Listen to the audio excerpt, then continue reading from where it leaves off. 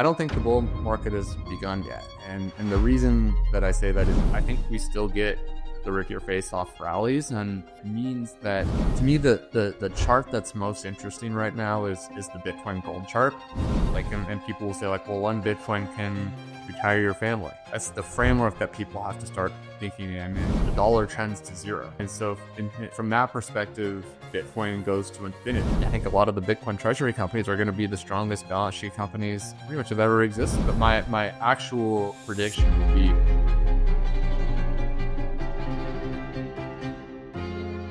we were in California at the time, and in California they shut down the churches. They shut down pretty much everything. But then they started, 5 years ago.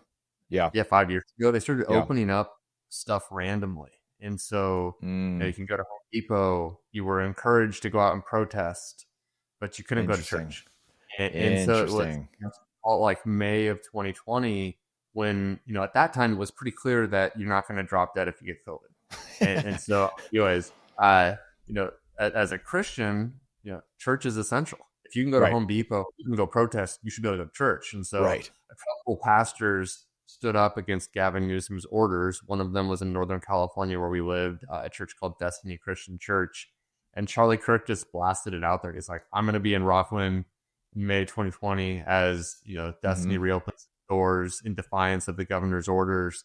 People didn't know if they're going to get arrested. It was just a peaceful protest for Christianity, for free speech, right? And in a defiance of a governor's orders. And we heard about that and we were moved by it. So we just went there. Never had heard about this church before. And we just found this group of people that were on fire for God. And it like changed our lives. Wow. It's super motivated to not only dedicate our life to Christ, but also to be very, very active in civics issues regarding Christianity, regarding freedom, which led us. So Strive is now a Bitcoin treasury company, but in the early days of Strive, it was focused on just purely fighting back against the ESG movement, the DEI movement, to back towards normalcy. That the purpose of a corporation is to make money, stay out of politics. Not saying that corporations went to the left, that they should be right-leaning activists. It's just like your mission is to make money. Right. And we lost the plot. We lost the plot. And so we weren't pushing companies. I mean, our co-founder Vivek, he's not Christian. I'm a serious Christian, but like it was just get back to normal. But anyways, before I even knew Vivek, my wife and I, through that experience that Charlie Kirk directly led, like we had never heard of Charlie Kirk, we had never went there, led us to work on the same business idea. And through that, you know, we made a business plan, all that stuff, and then got connected eventually to Vivek. And my wife and I actually both joined Strive as part of the day one team. And so, you know, it's just kind of one of those things. And then Charlie happened to be an investor of Strive. I had never met Charlie at the time. I just heard on his radio show he was going to be in Northern California, right? And so, anyways, I got to share that story with him. You know, at Strive, it was awesome to tell him that story. He was actually a Bitcoiner too. He was you know, he had it on show. He was also pumped about the direction that we were going. And so I think for everyone in the Strive family, from Vivek to myself, when he passed, I mean, it stung. I'd say it stung really, really hard. But you know, what came out of that? It was motivation to continue the mission that he fought for. And for me, that's directly tied to Christianity, to freedom, and freedom being capitalism, freedom being Bitcoin. And obviously I'm a massive Bitcoin bull, but what I mean on the freedom perspective is actually self-custodied Bitcoin, financial freedom that you secure, that you could control. And then I think obviously my belief is you can go out the risk curve, and Bitcoin treasury companies are interesting, but just freedom, that freedom is so important. It's worth preserving. And you know, and it's interesting. So I mean, like as we're recording, I don't know when this will drop, but you know, our company went public today. But if you actually look at my X posts, they're mostly about Charlie Kirk, and it's because that's where my mind is, and I get my mind like everybody off. Especially you guys. Holy cow! And you know, helping carry that movement forward that means so much to us, that he, you know, led. You know, and so that's where my mind still is, even on this day. And I think the movement's going to grow. I mean, you look at you know, Turning Point USA. I think they had like 30 something thousand submissions start new to branches. But is like a massive movement. You see a ton of people going to church today. Well, this last week have gone forever, and I think that movement has been amplified, and I think that movement was amplified because this is a battle that Strive's been a part of, you know, for the last several years. People at Strive were, and obviously Charlie was leading, and, you know, our co-founder Vivek has been leading in a different way, right? Like this battle, I think, has picked up velocity, and I think people are realizing, you know, in a sense, like for us in the ESG battle, the DEI battle in corporate America, that's kind of moved back a little bit, where some of our conversations with these corporations, I mean, they're very different than they were a couple of years ago. Like a couple of years ago, it was, you know, when Strive would present its viewpoint, you know, just hire the best person, you know, maximize profits. It would be, you're out of touch. We don't do that. Our shareholders don't support that. It's wild grounds. And now it's much different. It's like, we don't have those policies anymore. We're not part of those organizations.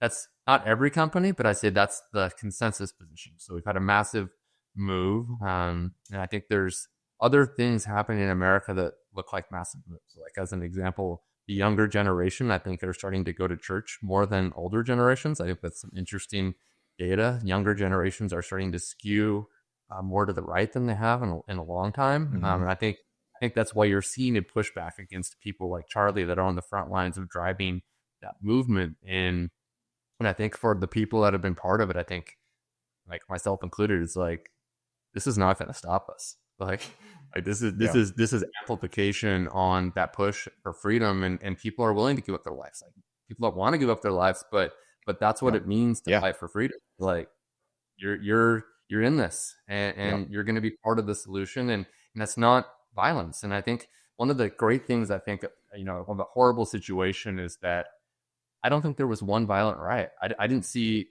Maybe there was one. I haven't seen one. And you go back to like 2020 and you see people, you know, for different reasons, you know, on different political outlets, board up windows and all these, like that was not what the reaction was here. It was motivation to get out there, motivation to peacefully fight. And I think that there's three reactions that you can have to political violence or religious violence. One of them is to pull back and just to kind of hide in shadows. I think that's a negative reaction. The other is to fight violently, obviously a negative reaction. The other is to stay going out there peacefully and pushing the message out there, and not only not giving up, but becoming more motivated. And I think that's the reaction that we're seeing. And so, you know, hopefully, you know, I think oftentimes, you know, very crappy situation, something good could come out of it. And, you know, my optimistic view is maybe that's what happens here. The world is changing. Privacy, sovereignty, and freedom are no longer optional. They are essential. If you are still holding your Bitcoin on an exchange, you are vulnerable to your Bitcoin being frozen or the Bitcoin not even being there. In a world of broken trust, a fallen world, we need to be able to know through code, through math, that we have the keys to our wealth. We don't need to trust some third party. We don't need to trust some government. We don't need to trust some ruler on high that they're going to have our wealth and not censor it from us. Just ask European Union how that's going right now. And that's why Foundation, they're building Bitcoin tools that are open source, privacy first, and actually simple to use. It's the only kind of Bitcoin crypto tools you should be using. The Passport Core is a Bitcoin-only hardware wallet, probably made in the USA. The only one that I know of, fully air-gapped, no Wi-Fi or Bluetooth to compromise your keys, with a large screen, seamless QR workflows, and encrypted micro SD backups. It is here for the average person or the advanced cryptographer as well. Along with your purchase, you get the attachments, the USB-C cord, the iOS and Android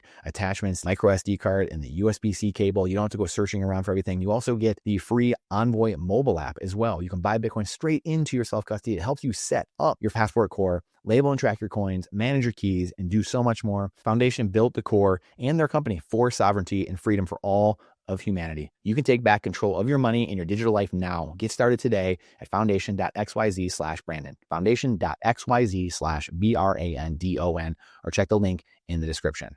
Yeah, I just think it's so important to go out there and dialogue with people like Charlie did. I mean, when we started Strive, I was out in Berkeley, I was out in Harvard, I was at Yale, I was at Columbia.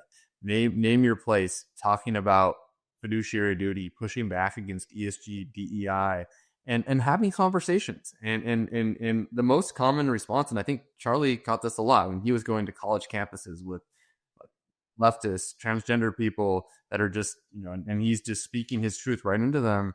And when I would go out there, the most common response is, I thought you were going to be some crazy right-wing nut, and I actually agree with you on like 90% of the things. Or like, let's get into it. And they were almost always cordial conversations and meeting people when you can actually impact the views of people, like going there and having conversations with people. Like, you really can drive an impact. I mean, like, I'm like talking about 0.1% at most of the impact that Charlie had out there. But the point is just, you really can make a difference going out there and just engaging with people that you would think would disagree with you. I think with Bitcoin, it's the same thing. Right? Like, how do you start talking with someone about Bitcoin, where you can go deep into the weeds of the technical details of Bitcoin and just go over people's heads, or you can meet them where they are. Like, what do most people know? Well, people understand inflation. Even if they don't understand the technical part of inflation, they understand, hey, what did your parents or grandparents pay for their house? What did you pay for your house? Well, different.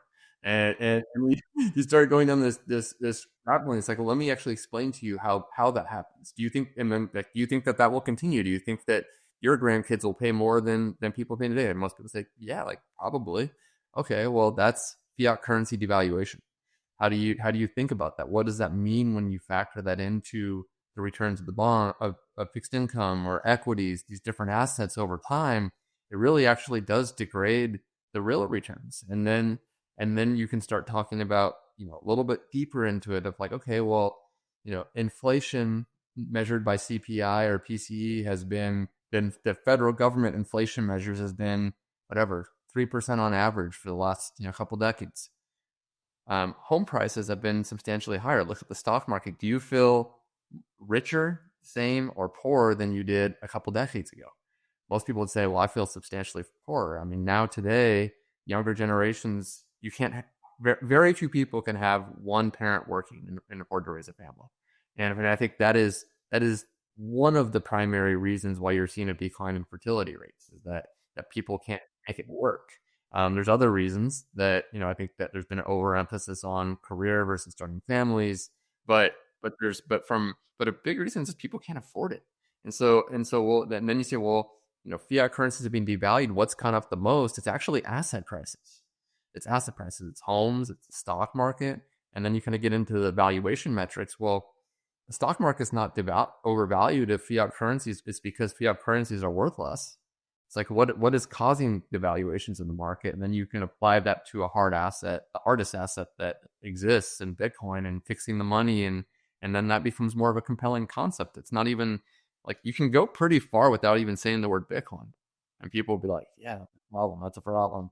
And so I think there is just such an educational component to this. And when you were telling your story, I mean, my timeline in life almost completely overlaps with you. Graduated in 2008, finance major. I mean, no jobs, right? So just going to school, libertarian leanings, but figuring things out.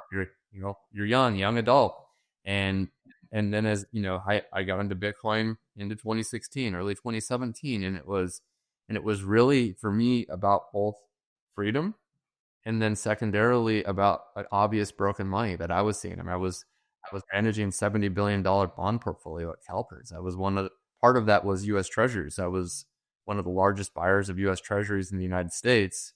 And you talk to the Fed, you talk to the Treasury, and the thing that was one of the most maddening things about the whole experience of talking with them is, I think they believe this, but the gaslighting, and the gaslighting around they were not printing money, and I just like I'm either this is early in my career, I'm either really stupid or I'm not getting the truth, and I actually just thought I must just not get it, but I would ask you questions. And as I become older and much more confident in my viewpoint, it was this simple. They would say they're not printing money. The only reason it was true is that the Treasury would issue bonds and they would sell them to Goldman Sachs, who would sell them to the Fed. And if you check out Goldman Sachs, it was direct monetization of debt. But if it went through Goldman Sachs, almost like money laundering by the federal government, then it's not monetization of debt. And it's like, okay, like technically you're accurate, but this is ridiculous. Like just to admit it. And what's crazy to me is that, at an institution like CalPERS, most people believe that. And then you look at most of the banks, and the banks' published research would validate that from the Treasury and the Fed. And so you're just like, okay, this is the message out into the largest institutions in the world, that this is not money printing. It's just an easing of monetary conditions, a loosening of liquidity conditions to support the Fed's dual mandate. And the dual mandate doesn't even talk about asset prices or liquidity conditions, right? It's inflation and unemployment. And it's just, it's such a mess that, my view is, just having watched Bitcoin, and the Bitcoin markets and how volatile it is, and having gotten so comfortable with that volatility, is that I think that volatility is actually beautiful, because it's what it means when you don't have a bailout system in place. And so I think, people get so afraid of, like, well, what happens if the Fed was abolished? If that was abolished, you would see movement of financial assets more like Bitcoin, but they would also be free functioning. And I actually think the future returns would be higher if you actually let that volatility play out, just like the returns of Bitcoin are high. And I think it's because capitalism ultimately wins. And when you get the federal government involved in mucking things up, I just don't think that's the best outcome for a free market society. So like, again, we're talking about, Charlie Kirk and what's happened and things like that. And people, there's, again, the stats out there, people like, a certain segment of the young society is like, yeah, that's good, that he should deserve that. And, and again, like I was talking about this with David Foley, and we were saying, like, I understand intellectually why people feel that way. I mean, you have the United Healthcare CEO that was, taken out. I mean, it's like, I understand why people are feeling those ways. And I think a sane person can sit and say, I understand that. And it's like these problems of society. I go back to like capitalism versus socialism, and how socialism has been on the rise with the younger generations. But to your point, there's a lot of people that are, I think there's divergence. A lot of the younger people are getting it because they've seen, like you said, the people that are around our age and younger, they've seen a lot of these bad things happen. But at the same time, like, what is your thought on just, like, to me, I look at like capitalism, because I've heard a lot of people like conflate inflation with capitalism, and like that's part of capitalism. And I always try to, going back to this biblical teachings of, like, I try to talk about just like the building your house on sand versus building your house on rock. And I always try to say, no, the economic system rides on top of your monetary layer. And if you have sand or fiat, then it doesn't matter what you build or what economic system's on top of that, it's going to crumble ultimately. I mean, is that how you see it? And we were talking about, again, like just, just educating people and helping the people like kind of come to it on their own. And you can't tell people what to think, right? So bringing them to, or leading them to the water. Like, how do you look at that when you're, talking to someone about it, or they're having these questions about, well, capitalism's bad, or, these things are linked together, and you're trying to separate those? Yeah. So I use that biblical analogy of building your house on a rock quite a bit.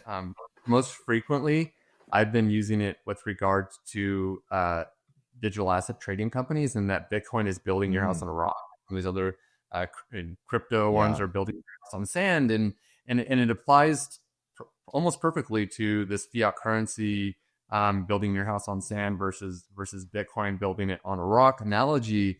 And the key thing here is that you can build a house on sand. It just doesn't withstand the hard times. Yeah, that's a great point. I think that's what people often miss, and they miss it, in my view, with the crypto treasury companies, is that you're seeing houses get built. Bitcoin treasury companies, or not Bitcoin, Ethereum treasury companies, Solana treasury companies, Dogecoin treasury companies, name your thing, right?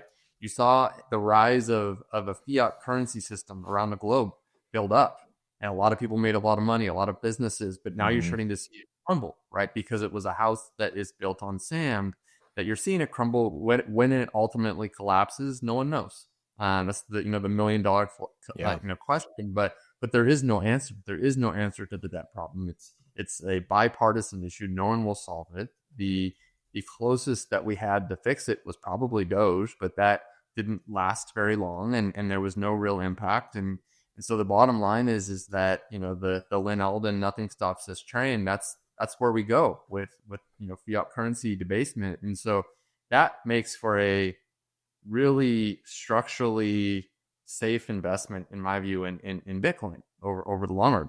I think it's something that will outperform fiat currency debasement as a hard asset, right? And you can obviously talk about that with regards to just buying Bitcoin directly, Bitcoin Treasury companies, whatever it might be. It makes for a lot of interesting conversations. But with regards to the capitalism and people's emotions and feeling anger, people generally often don't like hearing the truth. And this gets to another common saying is, when you love someone, you tell them the truth. You don't tell them what they want to hear. And I think we became a society that coddled people's emotions too much, and you had this good times create strong men, and then it goes to the good times create weak men, right? Because they don't have to really do anything, and then those weak men create hard times. And I think we're entering into this period of hard times, and people might say, well, how can you say it's hard times, the economy is booming? It's like, well, fertility rates are down, people can't even afford to have a family. Like that is hard times. I mean, people can't afford to have a family. It takes and then it kind of gets into this conversation of like, well, where do we go from here? Well, okay, you get people that are frustrated at a Charlie Kirk for saying, this is what the Bible says. And the Bible does have views on modern culture. It does. And you can accept that, you can not accept that, but it has been. And similarly, capitalism, a free market is 100% the best way to grow an economy. It's like, can you go faster if you put constraints on something? No, you can't. You're gonna muck it up or overly try to engineer a specific outcome with government intervention. And I think that the reason that becomes desirable is because of these hard times. People understand that like things are great, and then they've been coddled, and you have states where if a kid says a young boy says he thinks he's a girl, if the school says if a parent corrects that, they're going to take them. That's California. They would literally take your kid. They've said things like that. So that's a coddling and of the state away from the parent, the family system, right? The deconstruction of the nuclear family. And so when you see that happen, you see someone push back in that direction from the Christian perspective or from the corporate perspective, pushing for capitalism, right? You can see how people get very frustrated or angry at those things. And then ultimately, because they don't have a foundation of rock, that the simple debate becomes very hard because they lose the debate. And so then they're looking for another option to win at times. And I think that's unfortunately is how you can get the violent outcome. I think all we can do is go out there and tell the truth. And we go out there and tell the truth, try to promote peace. And hopefully that, through the reintroduction of a foundation of rock like Bitcoin, that we can have better times again. Rock and Bitcoin, rock and Christianity, that we reintroduce rocks for people's lives, that will ultimately create a safer society. But when the house is built on sand, the only way to move from a house on sand to a house of rock is you gotta break down the house of sand. And I think that process is a painful one. It's so good. I have a couple questions just spun off of what everything you just said. First and foremost, it makes me think of the Ayn Rand quote of, you can ignore reality, but you can't ignore the consequences of reality. And it's something you just kind of mentioned a minute ago, and in a little bit slightly different way, but it made me think of exactly that. And then my first question is, has ESG, so going back to that really quick, I know like the big thing over the last year or two, last couple of years has been like, well, we defeated ESG, like this thing has died. And I think this goes back to a larger issue, which I have had a problem with for 20 plus years, of just humans. We have a very hard time learning lessons from other people, learning lessons from the past. And then also once truth wins, like a short-term victory, something happens, we like, okay, we won, then truth people or people that are espousing truth tend to just like recede back into the shadows, and then nature abhors a vacuum. And then people don't understand that evil never stops. Like it never stops. It's 24/7, 365. This is a fight all day, every day to disinfect darkness with light, with the truth. And I think that's the problem that I have, is that, like, has ESG really died? Like, has it gone away completely? Or has it just rebranded and it's something else now? Like, when you look at that landscape, like, how do you see things right now? Mm-hmm. So this kind of gets into how ESG itself was a house built on sand, and I don't think it's dead. I think it is very high risk of coming back in different ways, or just, with people with lack of foundation. And so let me explain what I think ESG was from a movement perspective. Forget the political points of it, which you want, but what was it as a movement? As a movement, it was a small fringe minority of true believers and most of America that were unwilling to stand up to them. And so I felt very strongly about that. And then even initially, maybe people that were not true believers or not afraid to stand up, but just thought that there's no way that this is going to really seriously impact corporate America. I would say that was my view in like 2015, 2016, 2017, is that I was hearing these arguments like, there's no way corporate America like seriously goes all in this direction. And even before that, and I thought of it as like a greenwashing exercise with no actual impact. If you would have asked me my view of it back then, and then started to see real change in like structural ways. But here's why I feel so strongly about that. Even when I was at Calhurst, if you were to talk to people there in the investment staff, the most common response you would get was, I don't believe this, but I have a great job. I get paid a lot of money. I just come in, I check in, I do my job, and I leave. And that's the price I pay. So that I don't really get to have a voice in these decisions. I just kind of go along with the corporate direction. And when we would talk at Strive in the early days, publicly we were hammering companies. And then privately, we would have obviously a lot of conversations with executives of different companies. And even there, the most common response was, Strive, we agree with your point of view. We just can never say that publicly. That's not an acceptable point of view. Our large asset managers are pushing that into us, and customers demand it. And so what that gave me a lot of confidence in was that this was a house of cards that didn't have belief. But the problem is that it was a house of cards that didn't have a lot of underlying belief, because the people themselves didn't have a strong foundation to stand for what was true. And so that was the house of sand, right? People without a strong foundation building a movement of ESG. And so when ESG then collapses, it doesn't mean that those people now have a strong foundation. They have no foundation. And so they go to where they can find, basically consensus, which in a sense was, and I think in this last election, at least in the business community, there was a movement towards Trump, but it wasn't one that is unshakable, or even one that I think has to be long lasting. And so I do think that we're at a serious risk of those people without a hard foundation swaying in any different direction based on the current winds of reality, which is why obviously Christianity being a strong rock, Bitcoin being the strong rock from a corporate perspective, it's like an asset manager. Strive is like a hard rock in how we approach governance, right? We still have an asset management business. That's probably 5% at max of the valuation of our company today is the asset management. Who knows what it is, right? But most of it's the Bitcoin Treasury company. And that's the focus. But we have a business that uses governance to promote capitalism and meritocracy and all these different things, and that's never going to waver. It might sometimes be consensus. It might sometimes be contrarian. And from a business perspective, I mean, you grow a much bigger business to the extent that it's contrarian, right? Because I can go into an institution or an advisor shop and say, hey, here's how we vote. Here's how our competitors vote. Obviously, this one's better for shareholder value maximization.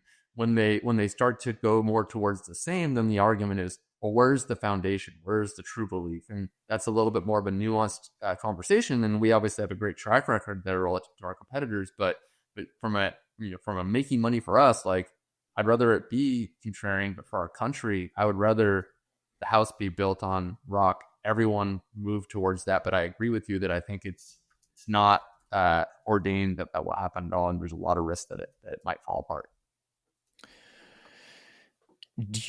How do you talk to people when they say, because I feel like, and you something you said earlier, that this is one of the from the spinoff of earlier, and what made me think of, but you get a lot of people where like they question Bitcoin, but they don't question the system they're in. Like they'll come up with great objections or questions about Bitcoin, and then you're like, well, why aren't you asking that about fiat? Like why aren't you asking that about the dollar? And again, the simple answer is probably the right answer, which is like, well, it's a system that's existed, Brandon. They, it's hard for the average person to connect those things together. That's the source of many of their problems, their financial issues and low fertility rates and all these different things. Like it's hard to make that connection because we've all grown up where the fish in the glass bowl. Like, how do you know you're wet if you've grown up in the water your whole life? So like, maybe that's it. But like, how do Bitcoin seems like a 4-letter word at times where we're in this weird like middle ground where it's not novel enough yet to a lot of people, but it's also not like totally adopted. So we're in this weird middle ground of like people fighting you of like, well, how do I know it's going to exist in a few years? Well, it's like,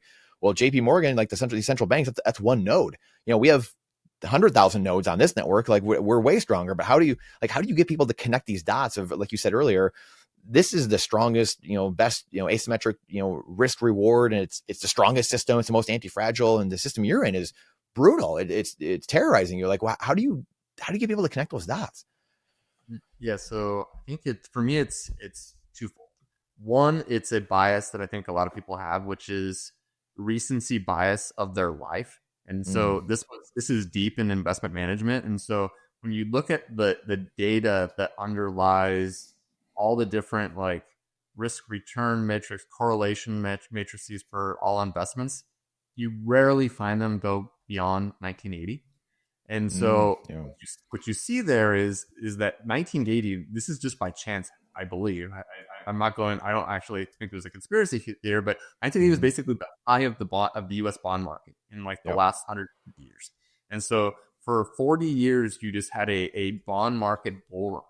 And that is the entire data set of fixed income versus equity returns. Obviously, fixed income yields bottomed in 2020 with the Treasury right around zero. Have gone up since then, but they're still at pretty low levels historically. But you think about the bias that exists in that data set that is a pretty recent data set relative to obviously history that's been around for thousands of years. And so that bias comes into the decisions. Well, I have full faith in the dollar. Well, how long has the dollar been off the gold standard? Hasn't even been off the gold standard for 100 years. So why do you have so much faith in something that is not even 100 years old? None of those in themselves are arguments for Bitcoin. But this kind of gets into how I myself got into Bitcoin is I was a massive skeptic.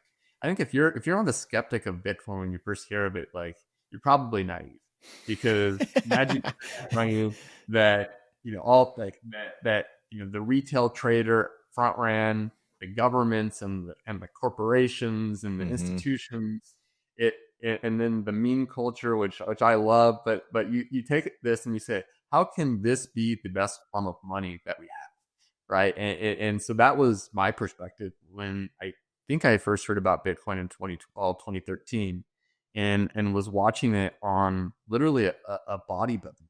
These like people were discussing Bitcoin, and I was just like, and I'm sitting here working at CalPERS, managing $70 billion portfolio, and I'm just like, yeah, this is a joke, right? And then it runs up in 2013, 2014, and then it crashes, and I'm like, yep, I knew it was tulips. And then when it didn't crash, I was like, why is it not crashing? So I just actually went down the rabbit hole, and what got me there was not first just an acceptance of Bitcoin, but if not Bitcoin, what else? Find me something that's a better solution than to Bitcoin for these structural problems that I have, the debt crisis, the money printing, that I have full confidence, both in the US and around the globe and other fiat currencies, that I have full confidence it's not going to go away. And then you look moving towards a digital age, and it just, to me, it became Bitcoin is the only answer. And so that's why I got so comfortable with Bitcoin, is I literally just could not find anything else that was even a potential solution to this massive problem that we saw. And I think that's when, when people have those sorts of like aha moments, then you just structurally feel like you don't have enough exposure to it, right? And when you have exposure to it, and you really have that conviction, you can handle the volatility and sleep well through the volatility, because you're just like, whenever the volatility happens, I'll ask myself, did anything change my core thesis? And oftentimes it's like not even no. Sometimes it strengthens my core thesis when things that might negatively impact the price in the short term. And so I think it's those things that can be helpful to get people there, but it's one of those things that unless someone does the research, they'll never get. And you can't rely on someone else's conviction. It's just like the biblical analogy is that you have to teach someone to fish. You can't give them fish. You give someone Bitcoin or you buy them Bitcoin and they don't understand it, they will likely sell when they're underwater, and they'll likely lose money. And I've seen that happen with people many, many times. And then on the other hand, the people that have conviction, they're just hodling and they're acquiring either over time or buying dips, that those are the people that end up making a lot of money, but they don't make money. They don't get rich quick. And I think a lot of people think of Bitcoin as this high return, high vol asset. And then even like Bitcoin Treasury companies is like the amplified version of that, if I buy those things, I'm going to get rich quick in the next 3 months or 6 months, or sometimes it's like some people like a week. It's like, no, that's not what any of these things are designed to do. Like for us running a Bitcoin Treasury company, we're trying to outperform Bitcoin over a multi-year period. So we're trying to put on structural positions that if Bitcoin goes up at a 30% CAGR, like it just works. It just structurally works. And if it doesn't, and Bitcoin's future returns are 5% or negative, then it structurally doesn't work. And so it's just a long-term position. Bitcoin is a long-term investment. And if you typically, if you remove the time horizon from Bitcoin, that's when you're able to get the alpha, right? If you look at any 4-year time frame in Bitcoin, I don't think there's a single negative period, like not even a day that a 4-year time frame in Bitcoin had a negative return. But that's because you've smoothed out the volatility with time, because Bitcoin it has no cash flows, which means it's the longest duration asset you can have. So if you take a long duration asset, you need time for the thesis to play out. And I think that's what people struggle with, that don't understand what it is. Everything you are learning in this episode is completely moot and does not matter if you hold Bitcoin and are still leaving it on an exchange or sharing keys and your KYC information with a third party. This is your wake-up call now. You are only self-sovereign if you alone hold the keys to your wealth. 100% self-custody sounds daunting at first. Believe me, I lost 2 years of massive gains over a decade ago because I was worried about taking the few minutes it took to understand self-custody. And that's exactly why you need to talk to my friends, Tony Yazbek and his team at the Bitcoin Way. We just interviewed Tony recently, has over 80,000 views, an overwhelming response. People love his story and the simplicity he shares of how easy it is to custody and take ownership of the greatest money we've ever seen. They'll train you to do it right the first time. Head on over to thebitcoinway.com/Brandon to schedule a free 30-minute consultation today. Their 5-star rated service is exactly what you need. Quit sitting on your hands like I did and get started today. Again, that's thebitcoinway.com/BRANDON. Now that you have the professional team in place, you need the professional tools to store your generational wealth forever on a titanium C plate. Your 12 to 24 words are your generational wealth. That is the key for your Bitcoin, no matter where you are in the universe. Go to Stampseed, code Brandon at checkout for 15% off store-wide. This withstands fire, flood, nuclear fallout. We shot hockey pucks this thing. Don't become a statistic and put your generational wealth in paper. Go to Stampseed now, code Brandon at checkout for 15% store-wide to secure your generational wealth forever. Do you think that so I go back to this past year. My mom was, what do you think, in this current system, that what would like, because I was just like, this is not going to help. We need to fix the money, like this, the politics and blah blah blah blah blah, right? And just kind of pushing her hard in that direction, right?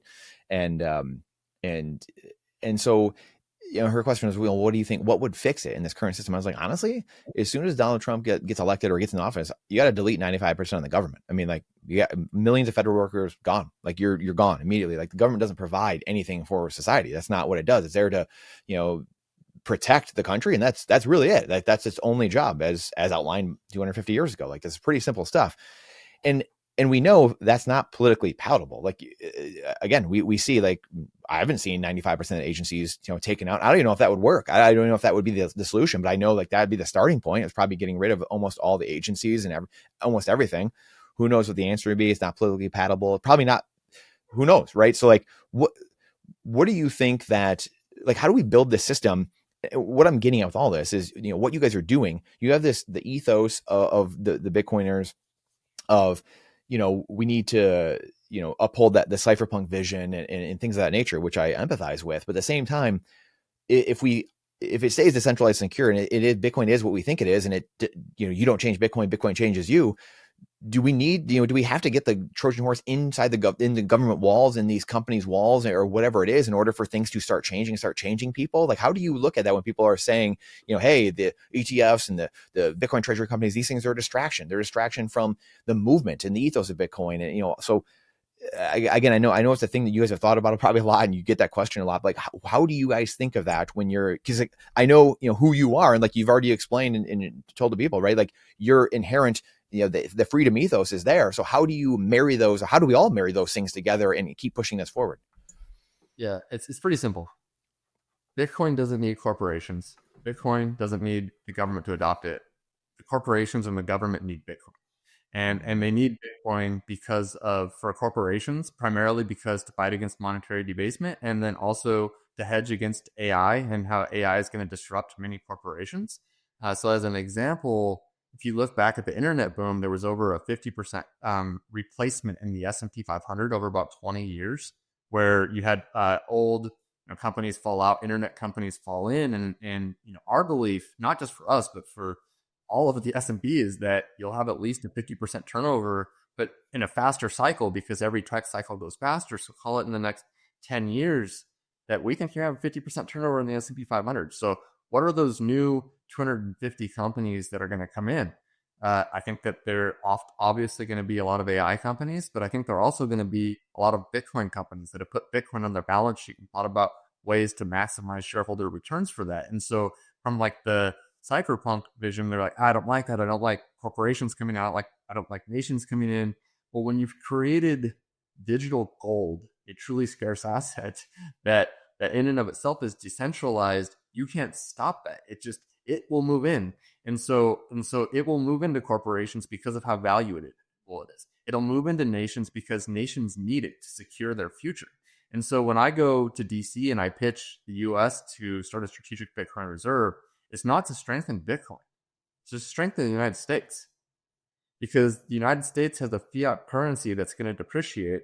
And I think that the global reserve currency status of the dollar over the next several decades, I don't know when, is at risk. And so as an American, I want to strengthen my country. And so I want to strengthen my country by putting Bitcoin, the hardest asset, into the government. Bitcoin will win either way. But would I rather that happen in the US, or would I rather have that happen in China or India or another country that sees the vision of Bitcoin? I'd rather it happen in my backyard in the US.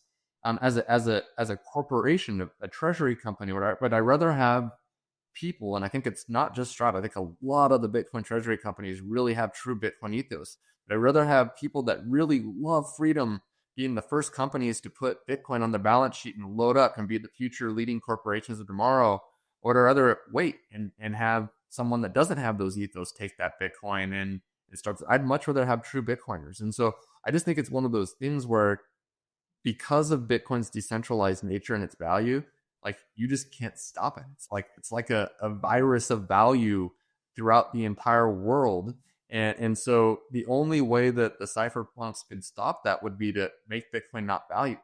And no one's going to do that. And so that's my view on it, is that it's just, and I think that's why we're kind of entering from the institutional era, the digital gold rush, right? As AI picks up, it'll last for the next 10, 15 years. And as part of our core thesis of, like, we don't even actually think the future returns of Bitcoin for the next 10, 15 years slow down. And there's several examples of this, of assets in history that don't just take this, logarithmic and decaying returns into the future. Like, sometimes they can maintain or accelerate into the future based on different circumstances. And when you start unlocking the biggest pools of capital, I think that would be a scenario when you add on top of that real technological disruption in AI that's going to, I think further all of these different macro factors we've been discussing, I think it's going to be a massive accelerant for Bitcoin. And I think for the cypherpunks, I mean, I think it is extremely important to preserve all the various rights for the individual citizen to run their own node, self-custody, all these different things. Ultimately, and this is, I think, the biggest thing, is actually be able to spend Bitcoin without cap gains taxes. That Bitcoin, the reason Bitcoin is not money today is not because anything in Bitcoin is broken. It's because the government will not allow it to, because it requires capital gains for any single transaction, which makes it very difficult and cumbersome to actually be a law-abiding citizen and spend your Bitcoins. That should be relaxed. And so something that I've been pushing behind the scenes is, I think it's more like a fair way to think about this, is that freedom approach would be, let people choose their currency. Let them choose dollars, let them choose Bitcoin, let them choose gold, let them choose silver. And there's actually an interesting provision in the US Constitution around gold and silver. There's a book called Pirate Money. It's a friend of mine that wrote the book, Kevin Freeman.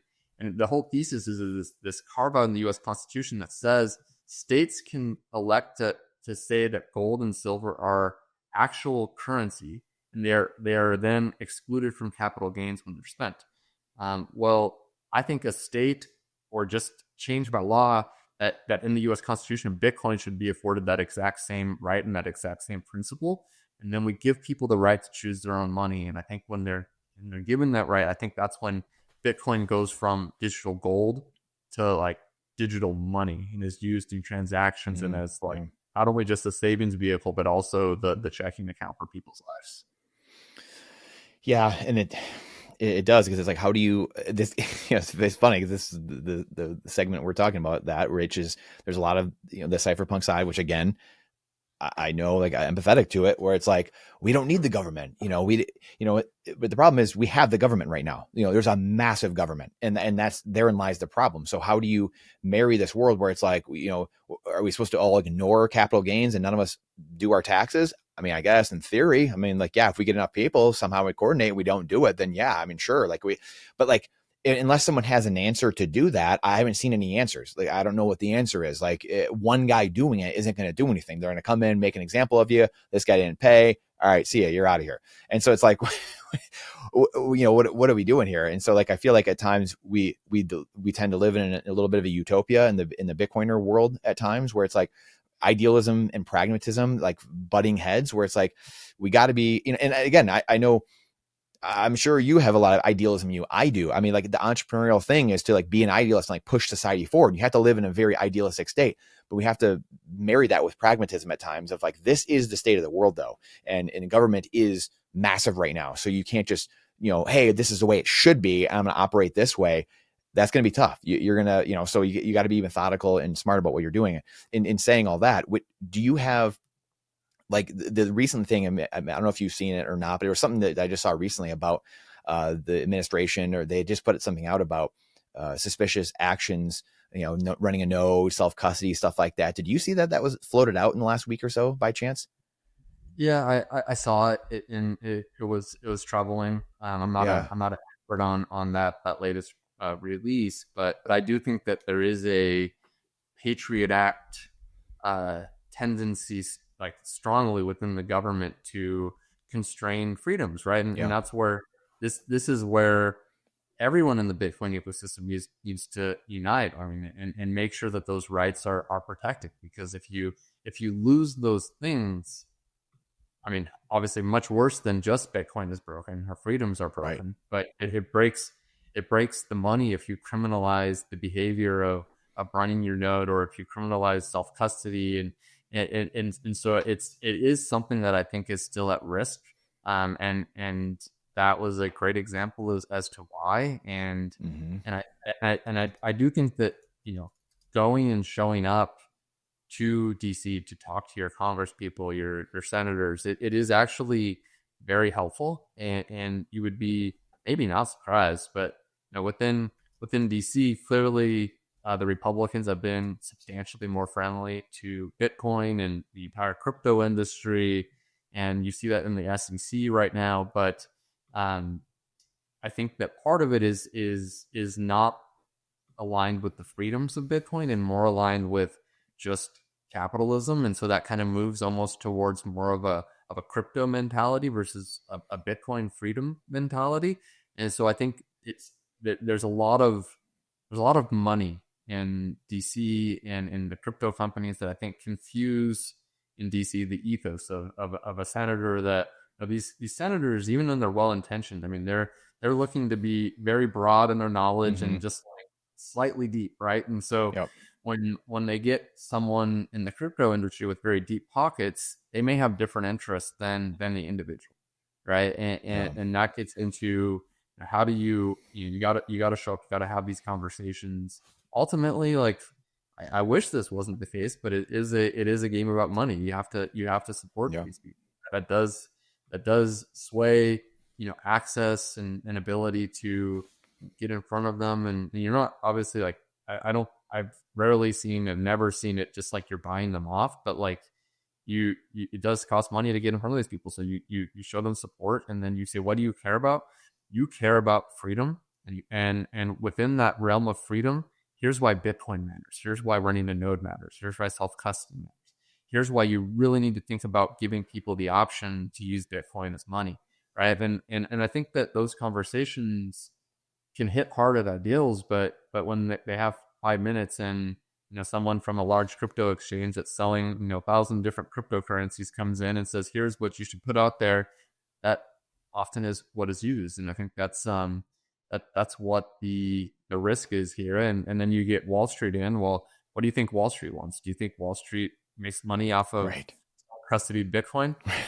No, right? And so I think that now you're seeing, and I think this is, that one of the risks of Bitcoin treasury companies is not necessarily the Bitcoin treasury company themselves. It's that they monetize Wall Street with regards to interest in Bitcoin that could be different than the interest of the individual.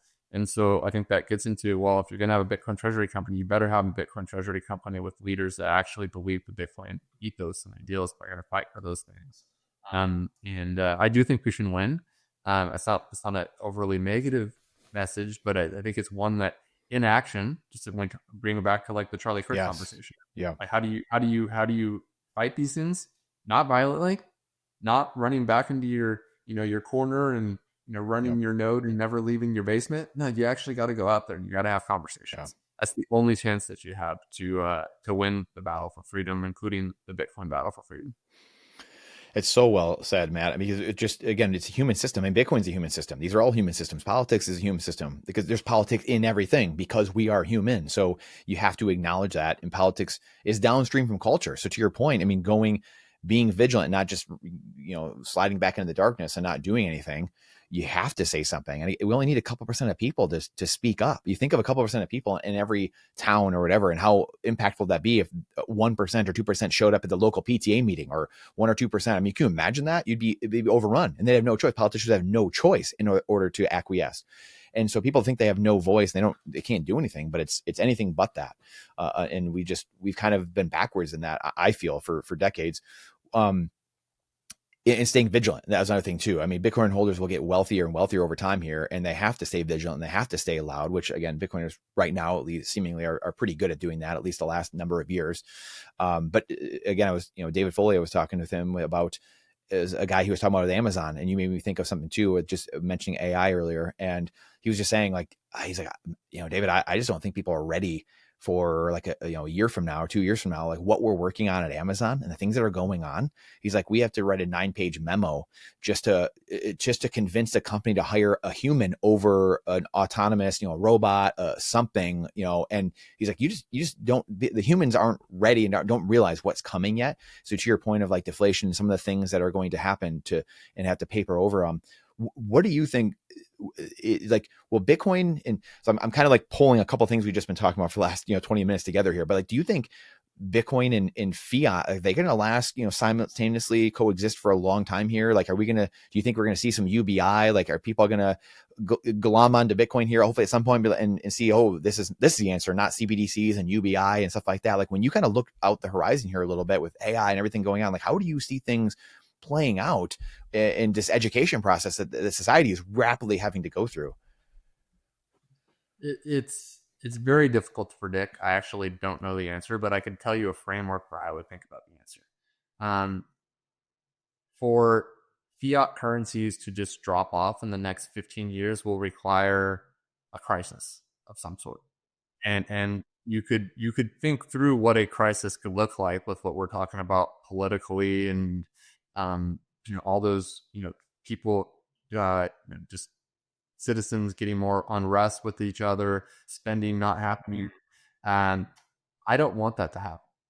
Even as a Bitcoin, I actually prefer the slow rise of Bitcoin, because I don't think that fiat currencies can stop being debased. I don't think we can fix the debt crisis, but the slower answer, I think, is a better answer for society.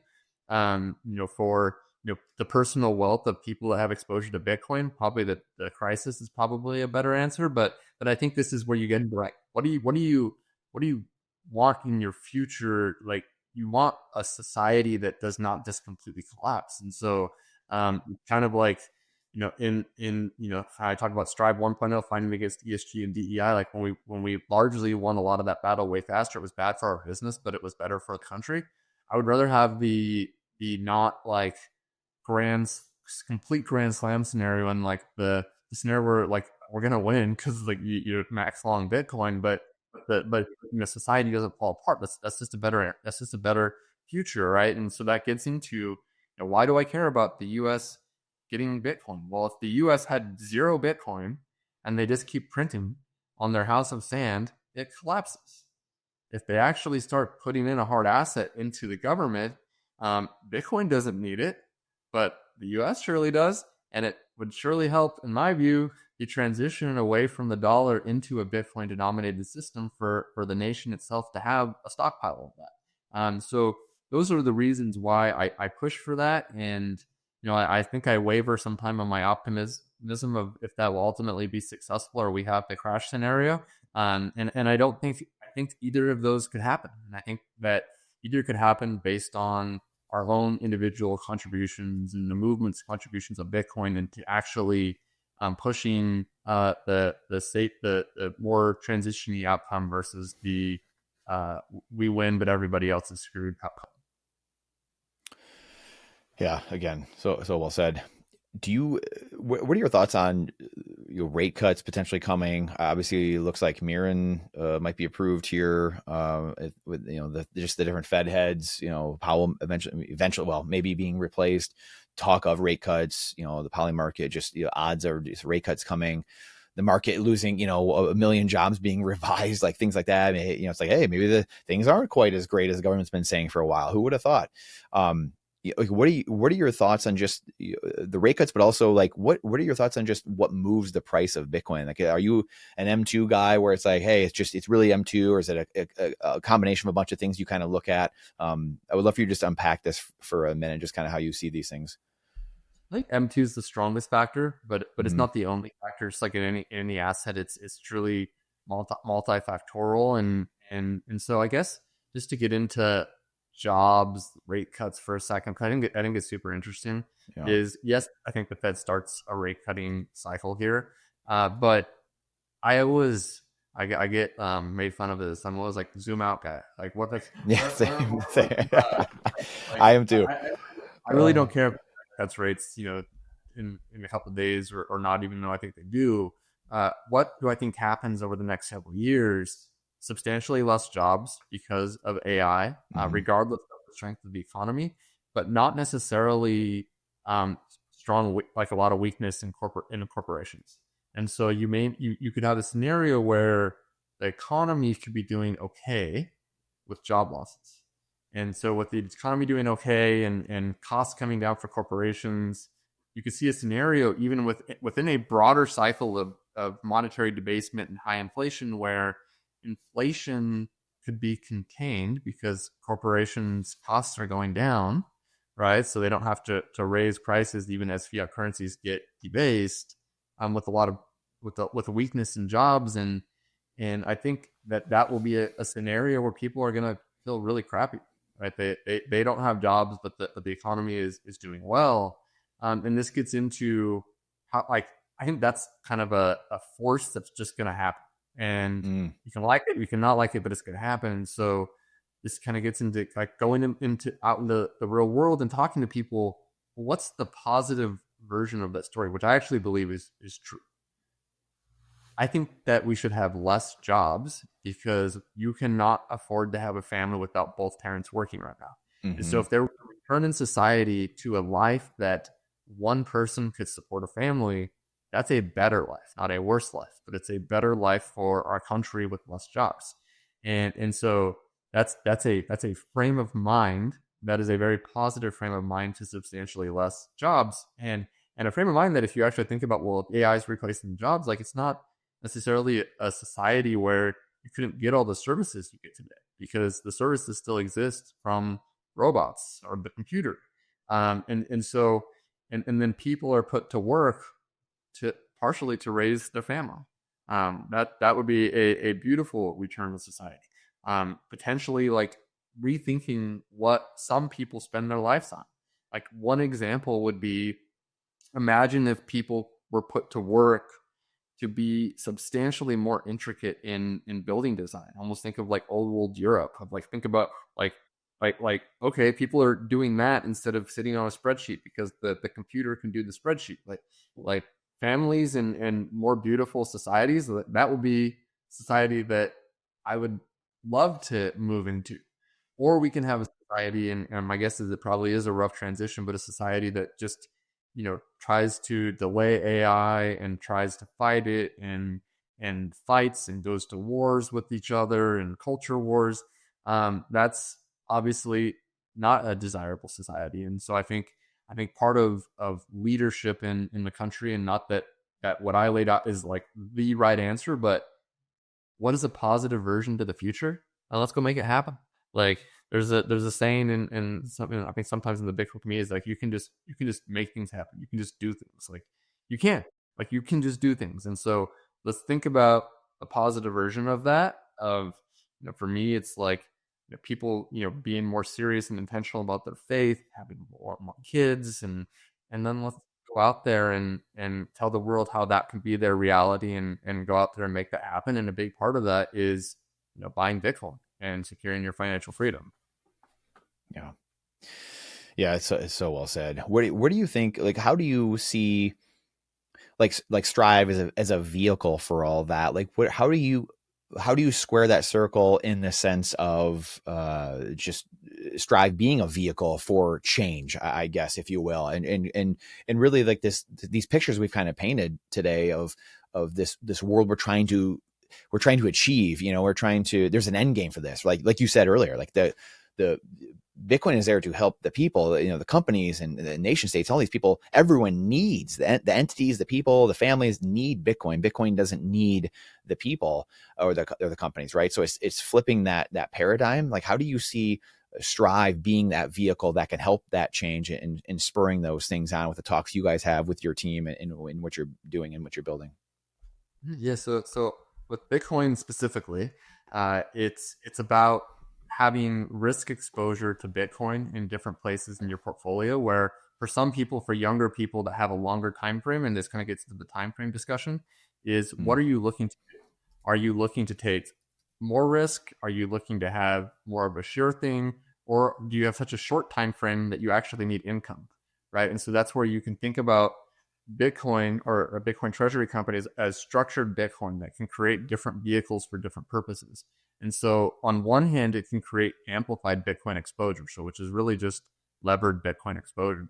That's taking advantage of monetary debasement. And so saying like, and this is sometimes where I think sometimes some of the Bitcoiners that don't like Bitcoin Treasury companies but are also super bullish on Bitcoin, their argument's not cohesive. That if I can borrow money forever at a 10% cost, and you believe that Bitcoin's going to go up, if you can make 10% annually or pay 10% annually in interest costs forever, and you believe Bitcoin's going to go up at a 30% rate for the next 10 years, and you believe it's also going to go up over 10% versus a depreciating currency in the dollar, which you're short in a Bitcoin Treasury company forever, that investment just structurally works, and it structurally outperforms Bitcoin.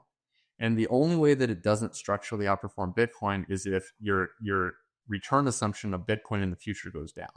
And so this is where, it just structurally works. Now that'd be the MNAV, the premium to the Bitcoin is going to be super volatile. And I think, in one sense is just a sentiment indicator, but on the other sense is like, look, like, if let's just say that you had an MNAV of 1 for a second. So I think sometimes people think, well, if the MNAV is 1, then the whole thing's broken. Well, I'll give you 2 examples of why that's not true. One, if strategies, if their MNAV collapsed to 1, they would still have outperformed Bitcoin by over 2.5 times since they implemented their Bitcoin strategy just a few years ago. And the reason is they've been able to do accretive things when they've traded at a premium. That drives up the Bitcoin per share that each shareholder owns. So even if it collapsed to 1, it would have still been a smart thing for their investors, and for investors that had been in it for a long run, better than just buying Bitcoin itself. On the income side, so we're structured Bitcoin. So right, so on one hand, creating amplified Bitcoin. On the other hand, creating a yield vehicle. So a 10% yielding income vehicle. So you think about someone that maybe is older, retired, that wants income. Well, 10% yield is actually greater than the pace of fiat currency debasement.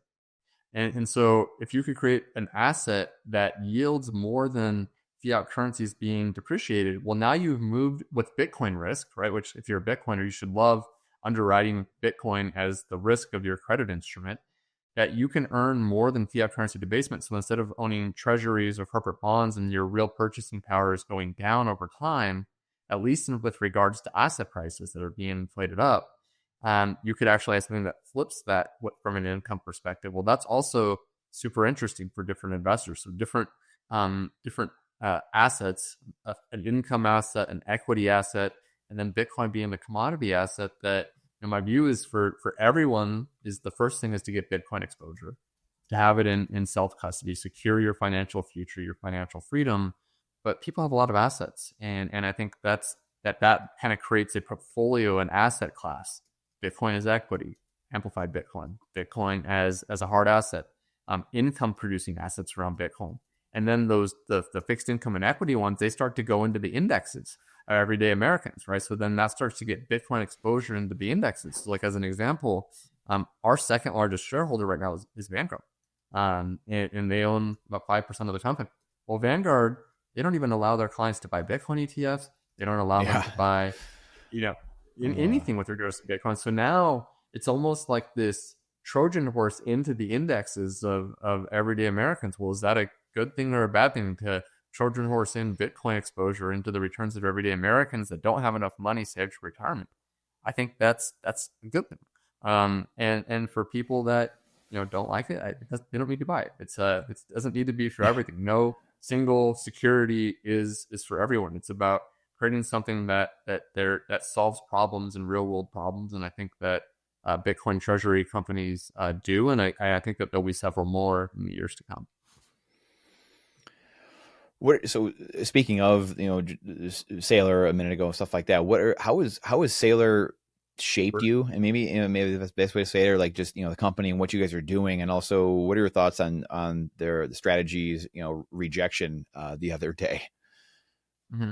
Yeah, so Saylor has been very instrumental in Strive becoming a Bitcoin treasury company. He's friends with Vivek. He's become a friend of mine, but my first meeting with him was when Strive started going the direction of integrating Bitcoin within our company. So we weren't even thinking about becoming a treasury company. It was just integrating it on the asset management side. At the time, we had a wealth management side, which we spun out as part of our go public transaction. But I think at the time we were going to be the first wealth manager. I think that's a national wealth manager that recommends a core allocation of Bitcoin.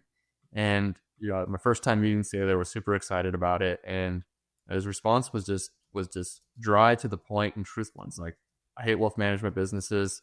If you're really bullish on Bitcoin, you should just put it on the balance sheet. And then he starts to explain why. And then so at first I was like, like he hates the direction we're taking our business. I thought he was going to be pumped that we're putting Bitcoin into exposure. But then when you think about it from us as a fiduciary, what are we trying to do? We're trying to maximize returns for our shareholders. And this gets into a saying that we popularized and now our own podcast called The Hurdle Rate, and it's that that Bitcoin is the hurdle rate for deploying capital. And if you can't beat the future returns of Bitcoin of what you think they're going to be, you should just simply buy Bitcoin. That's a smarter thing to do.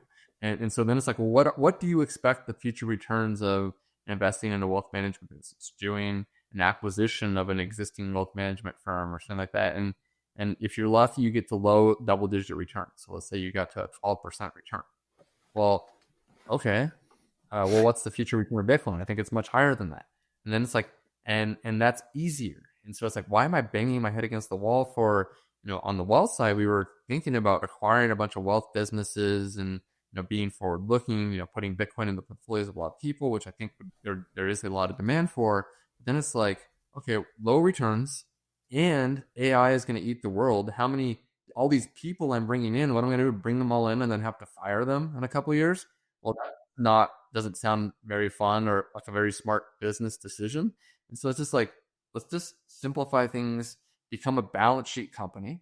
And then on the back end of that, as AI disrupts a lot of things, I think a lot of the Bitcoin Treasury companies are going to be the strongest balance sheet companies that pretty much have ever existed. And I think that's what you see with Strategy is I think they're the strongest balance sheet company in America, bar none. And I think a lot of the people that call out risk with Strategy about their leverage, I actually take the complete other side of the equation in that I think they struggle to get the leverage that they want because of the size of the Bitcoin.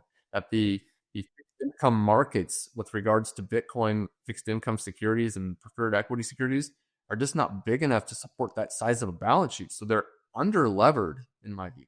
And then when you start to underwrite them as under levered and you put in a Bitcoin CAGR and you say, okay, well, with the perpetual preferred equity instruments, they have to meet their interest obligations. They never have to repay the principal ever, perpetually. Okay, well, how do traditional fixed income investors look at that type of risk? They usually look at it through a lens of interest coverage ratios. So that how many times they can pay their interest payments relative to their earnings. You say, okay, well, what's Strategy's earnings? Well, Strategy's earnings now in GAAP standards are the returns of Bitcoin. Okay, so this is like a GAAP accounting measure. So what do I think the future returns of Bitcoin are going to be? My view is for at least the next 10, 15 years, at least 30% a year. So let's just say 30%. You could use 20%, by the way, and this will still be a true statement. So I think it's 30, but I'm going to say 20 because I know this still holds, so it's more conservative. If you said Strategy can earn 20, or Bitcoin's going to earn 20% return for the next 10 years, what is Strategy's interest coverage ratio? It's over 10x. You know what the rating of over 10x interest coverage ratio is? AAA. So Strategy would have, in my view, has AAA rated debt if you're willing to underwrite Bitcoin risk. And so, okay, so I can earn 10% interest perpetually for AAA risk as a Bitcoin bull. That's super attractive. So, that's my view of Strategy in a nutshell, and Saylor and kind of leading the way and really just, I would say, being a mentor to myself, to many other leaders in the Bitcoin Treasury space. The guy is just an awesome guy. With regards to them being left out of the S&P 500, as a company that wants to be in the future S&P 500, I'm going to tell you the truth, but maybe I shouldn't. And it's that I hate the fact that they have a black box committee, and so they have a committee that you don't even know who the people are on the committee, and they also don't tell you why they make decisions. And so you have rules that bring a company to be eligible, and it goes into a black box committee, and then you either get accepted or rejected. And so I think it becomes kind of like a quasi-actively managed fund. I think they tend to make bad decisions, and I don't know these people, but to give them the benefit of the doubt, let's say they don't make the decisions because they're bad people, which is probably true, but you never know because you have no idea why they make decisions. They're not bad people, maybe, but why do they make these decisions? Well, the reason that they never put in the top performing innovative company, because they didn't put in Tesla for a while, they didn't put in Microsoft back in the day, is because any truly innovative company is scary and it's risky because you just don't understand it. If you're a bureaucrat, sitting there trying to evaluate risks, you say, well, we've never seen this before, so we got to wait. And so anytime that's actually valuable, you miss it. And then you miss it at the expense of the index. And so that's what I think is likely what's going on with the S&P with leaving out Strategy. And I think eventually they'll get in when they have comfort over, what is happening. But how do you get comfort, quote unquote comfort? It's going to come from likely higher returns and higher prices. So the S&P 500 will likely buy strategy. Like if strategy goes down from here, I don't think they put them in. So it would have to go up to get their anxiety down, and the index will buy them at higher prices. And I guess the last thought on this is, Strive is an asset manager. So we have an asset management side of our business. We have ETFs.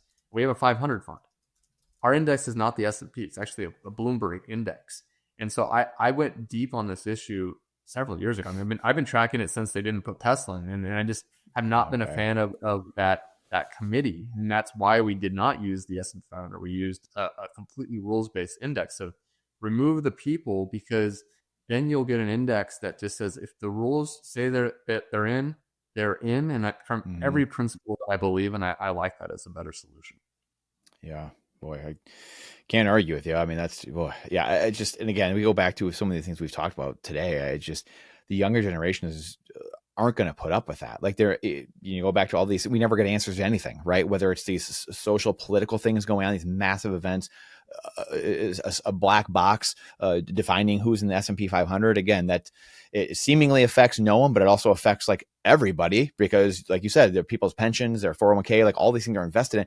And it's like the younger generation is like, what are we doing here? Like the lack of transparency. I get it. It's a great political tool across all landscapes of society here, but that ain't going to fly anymore with the younger generations. We're leaving the era of just handshake trust, unfortunately. And it's rules, not rulers. Like you said, a rules-based order. Like it or love it or hate it. That's just the way we're going. You said, for the CAGR, you were saying you think it's going to be around 20-30%. You're thinking kind of like what Saylor's outlined, basically.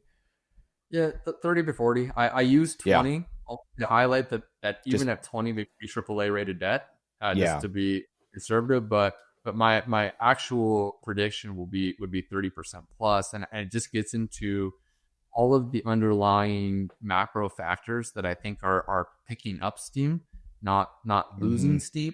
And I think that ultimately means when I look back and looking at backward-looking returns, what do I think is true going forward?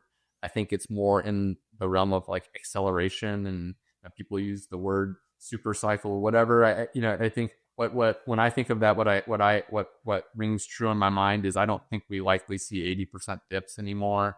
Maybe we get 50% dips, maybe at most. So maybe a little bit less volatility to the downside, and up only. I think that you look at these larger buyers, they're likely to be more structural buyers, and so more structural buyers will tend to be volatility reducing, but doesn't need to be return reducing, because of the amount of capital that I think ultimately is going to have to come in over the next 10 to 15 years. Yeah, and you just alluded to one of my next things, as kind of entering our last section of the talk, which what are your thoughts? Let's unpack it maybe for another minute or so, just for again the average person or someone that's just learning Bitcoin or whatever it is. It's the cycle, the 4-year cycle. It tends to because of the mining, the way things are structured, it tends to kind of go in this 4-year ebb and flow. What do you see going forward? More of a stair stepping up over time. I know James Check talks about that a lot, or the power laws, there's all kinds of different theories and models, obviously. And we can get into the memes of all your models will be broken, which again, as you kind of alluded to, it probably will over time, obviously. But what do you see when it comes to just the cycles in general, the 4-year cycle, super cycle, just how it is going to play out in the coming years? Yeah. I mean, I am a believer that every model is broken. But that doesn't mean that the right answer is just to throw them away. It's just to understand that all of them are going to have flaws in them, and that the reasons that they might have been true in the past may not play out in the future. And with regards to the 4-year cycle, I think the 4-year cycle makes a lot of sense backward looking. And the reason it makes a lot of sense backward looking is the amount of new Bitcoin that are mined every day.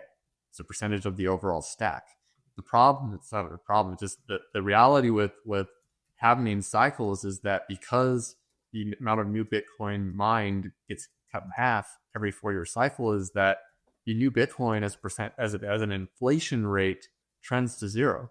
And so as it trends to zero, the reduction of supply for every 4-year cycle should impact the price less to the upside. So that's actually not necessarily a bullish argument, because if you're in the past handling a lot of inflation, in the future you have to handle less inflation, and you already start to slow down. That doesn't mean that cutting from almost nothing to even further in the direction of almost nothing, it should really matter for the price of Bitcoin. I think the argument for it to not slow down in the future is one, I don't think that the inflation rate of Bitcoin is a material driver of Bitcoin returns anymore. So that would mean the 4-year cycle doesn't matter from a halvening perspective outside of a narrative, and I think the narrative has a little bit of weight from a is it narrative or is it actual supply, stock versus flow. And back when I was in a fixed income portfolio manager, we used to look a lot at stock versus flow for U.S. Treasuries and agency mortgages that the Fed were buying. And the question that was asked was always, is it the stock? Is it the amount of agency mortgages or treasuries that the Fed owns that is causing the prices, the spreads of agency mortgages and treasuries to be so compressed? Or is it the flow, the fact that they're buying new ones each time, right? And so the flow of new Bitcoin being mined basically goes to near zero, right? Which the flow into the market is something that compresses prices, right? You bring in new supply, that's going to compress price on absent any other factor. So the flow has, in my view, no material downward pressure now, really into the future.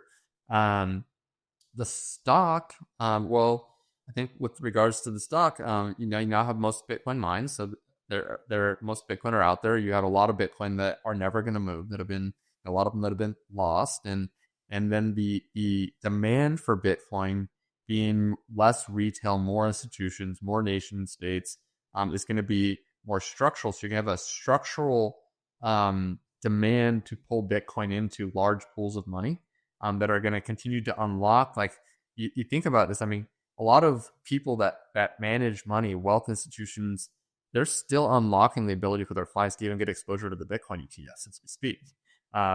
You look at the fact that we've deregulated, likely almost every brokerage is going to allow the direct purchase of Bitcoin on them in, I would say, the fairly near future.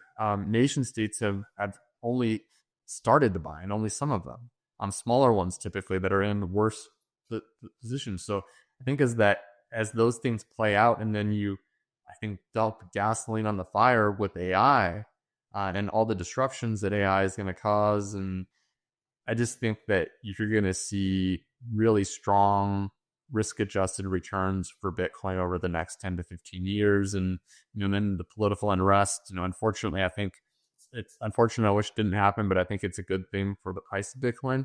I would take it to just not exist if you give me the choice every single day, but just we don't get to pick the world we live in. And so I think that's another thing that points towards Bitcoin doing well, and you unpack all those things and you put it into a framework, and it's hard for me to think that Bitcoin's returns slow down to even like 20% over the next 10 years. And so my view is it's high returns, it's vol, but vol more to the upside. Where I think a lot of times in Bitcoin markets, it's just a lot of boringness, churn, crabby markets, and then just to rip your face off rally. I think we still get the rip your face off rallies, and so with that, it means that you have to be very careful if you're trying to put on some sort of like a portfolio investment in Bitcoin. So like as an example, a portfolio investment that I absolutely hate would be covered call selling with regards to Bitcoin ETFs, because you actually take out that upward price action. So the rip your face off rallies, you get brought out of your position. And so yes, you monetize some income, but if you actually just look at stock market returns of covered call selling strategies, and I say this because it's a really popular strategy, they tend to underperform just holding the stock market. And I think Bitcoin, that would even be more true because of the upward volatility potential of the asset. Yeah, that's a great point. That's a really good point. Do you have any thoughts on just a stable coin, and just kind of what's going on in that world? And we touched on this a little bit, just in the sense of UBI, government currency, CBDC, also just prolonging those in Bitcoin and fiat currencies coexisting. Do you see, stable coins as something that will prolong some of that? Like I know people make the argument for it's needed, it's necessary. People around the world need it right now. They don't understand Bitcoin, so they need stable coins. Like when you kind of like look at all of it and unpack it, like what are your general thoughts on stable coins and what's taking place right now? So I think stablecoins actually were not broken before they got regulated. And what I mean by that was the cyberpunk view of a stablecoin. Take the Bitcoin people out for just a second. Why was there demand for Tether?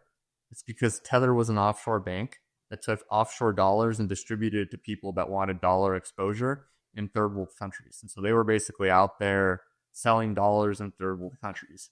And then you take the Genius Act that then kind of pulls those assets more under the purview of the United States. And I think that that's less interesting, actually. I as an American citizen, I'll say, like, for my fiat currency, my Visa card works. Like, I don't care to hold stable coins. I'm perfectly happy holding Bitcoin and then just working within the existing financial ecosystem to spend my fiat currency, because the solution in a regulated stablecoin is really just a non directly controlled by the U.S. government CBDC, in my view. And I just don't see there to be a lot of demand for that. I think that maybe there is, and it's just we moved from our existing credit system to a stablecoin solution, but I just don't like it. It's just like it's a house built on sand of fiat currencies. I don't want to hold them, and I think that the world's going to be less interested in holding U.S. government regulated stablecoins than the offshore version, because of what their unique desires are. And I was hammering this to DC, is just like, look, like there's a reason why Tether was having much more success than Circle. And the reason is because of the buyer and what the buyer is actually looking for, understanding the people, right? Like not sitting in the Federal Reserve and thinking, in this theoretical kind of construct, but going out there and talking to people. Like who is the buyer? What does the buyer want? Right. And they're usually living in a dictatorship country, and they don't want to have dollars that are controlled by, and sanctioned by the U.S. government either. They want freedom money, and for them, freedom money oftentimes was U.S. dollar stablecoins, not Bitcoin, but they didn't want it to be. They wanted to be as little controlled as possible. So I think stablecoins will grow for a while, but I ultimately think that they're not going to be they're not going to take over the world. I think it's Bitcoin that is money, and that's why Tether makes its profits and they buy Bitcoin, right? They buy Bitcoin and they buy gold and there's they buy signal land, there. Right? Yeah, there's the signal, right? Yeah, is what do they actually want? And it's Bitcoin, and so I think that's ultimately the direction it goes, and hopefully it's Bitcoin and it's not CBDC that can be social credit score turned off at any time, because I still do think that that's a legitimate risk for people. Yeah, absolutely. It always is. Like I said, evil's always there, trying to take power and create chaos and take power away from human beings. Let's call a spade, and so that never goes away. And there's whatever their attack surface is available is going to be used against you. So, what are your kind of culminating everything here? What are your short term, like the bull run? I feel like there's a lot of people who just antsy, and price is something that you always are like, that is a Bitcoiner. You're always like, the least interesting aspect of Bitcoin is price, but it is the best marketing arm.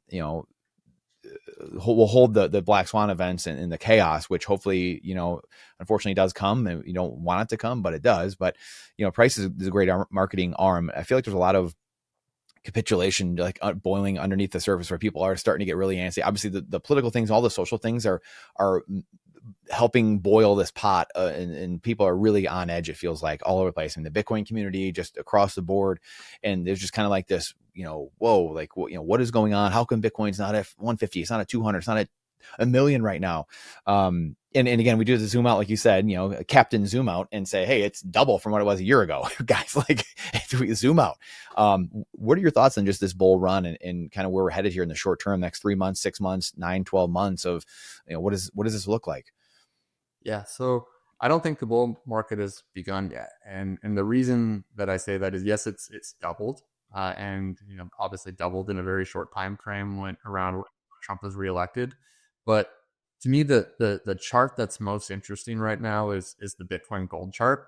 And if you look at the Bitcoin gold chart, it actually hasn't even broken above the 2021 highs. We're basically right there at the highs.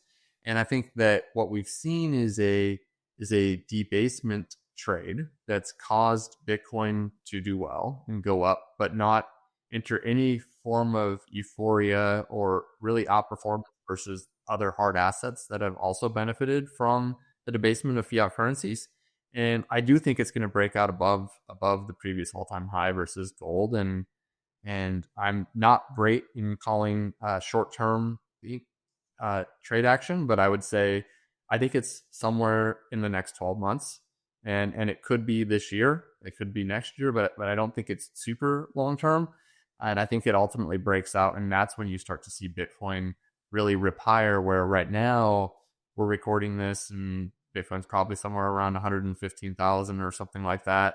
And it's kind of sitting around an all-time high, not quite at the all-time high, but at an upper range. But there's a lot of anxiety because of a lack of outperformance versus, I think even if they're not directly looking at the chart, I think the chart can show the feelings of the investor relative to what they're seeing elsewhere. And I think that's why you see a lot of anxiety and why, if you do zoom out, though, that chart does not look bad.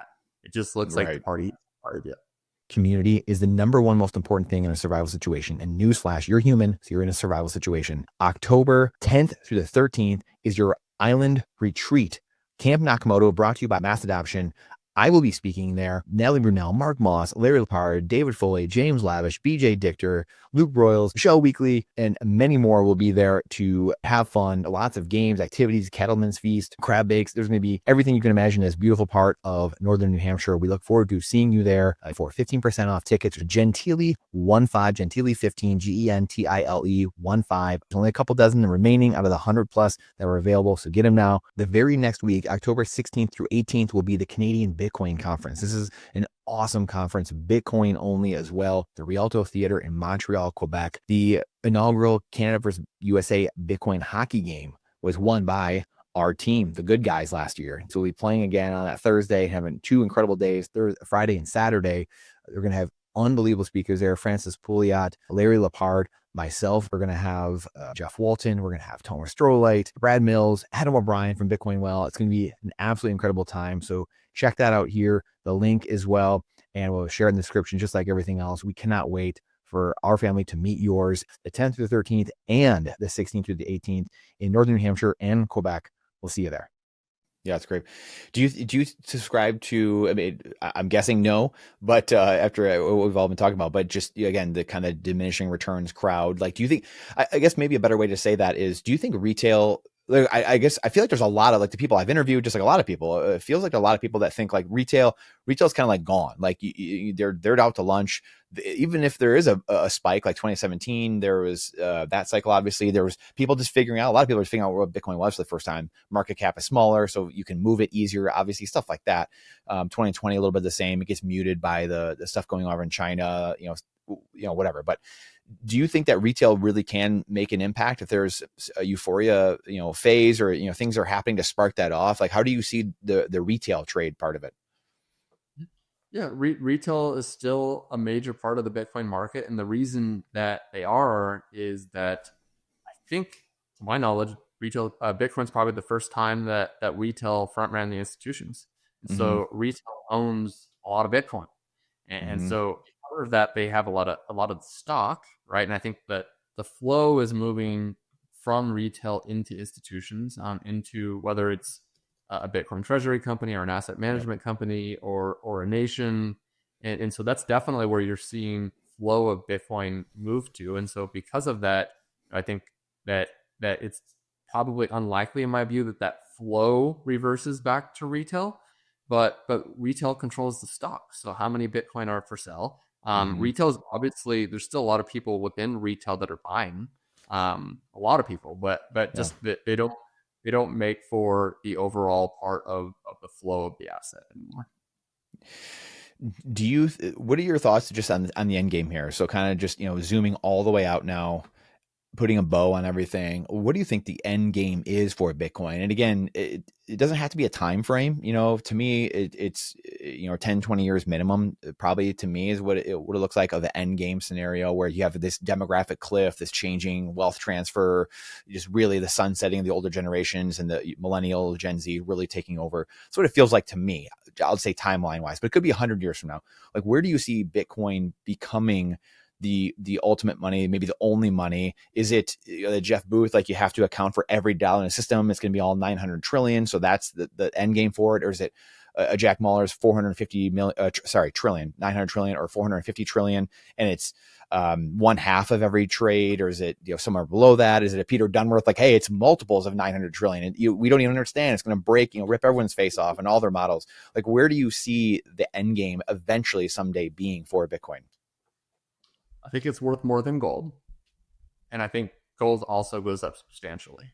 And so the framework of what is it worth in dollar terms, I think that's where I go to, your models are broken, because the dollar is being debased, right? And so it almost means nothing for me to debate in dollar terms what I think Bitcoin can or will be worth, because the dollar trends to zero. And so from that perspective, Bitcoin goes to infinity, like literally infinity. But it's not because one Bitcoin will buy you the state of Texas, right? It's because the denominator is being depreciated. And so that gets, I feel like, well, what does a Bitcoin buy more in real terms? Yeah. And so I think that's the framework that people have to start thinking in. And when you start thinking in that framework and look around the world, it's a lot, right? Like, and people will say, like, well, one Bitcoin can retire your family. Maybe that's close to true, like something along that from a real term of maybe how to think about Bitcoin. I would love for you to touch on just, Strive, anything else we need to cover with Strive, thoughts there, what things you guys are working on. Obviously you just announced, James Lavish being a part of the team and helping out. Jeff Walton's on the team. I didn't even mention that to you, but I'm interviewing him, I think, here in a week or two, in a couple of weeks. So a great team you put together. Where could people find you, and anything about Strive that you want to touch on?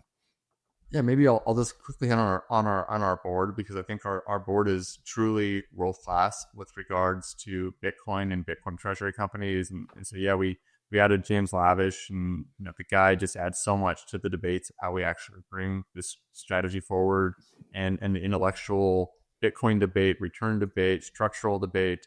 But we have so many Bitcoiners. So like, we also added Sharish from Strategy. He's our corporate treasurer. And so our room, just to have the ability to say, what did you learn when you're building this, obviously extremely successful, but building this plane as you go, right? Like, these guys were innovators. Yeah. There's certain things that worked extremely well, flawless. There's certain things they could have done better. There's certain things that didn't work. And just being like, like that direction you're thinking, yeah, we tried that, didn't work, here's why. Or think about this, super helpful. Jeff Walton's an absolute star, and also having Ben Workman in the conversation and our board has been amazing.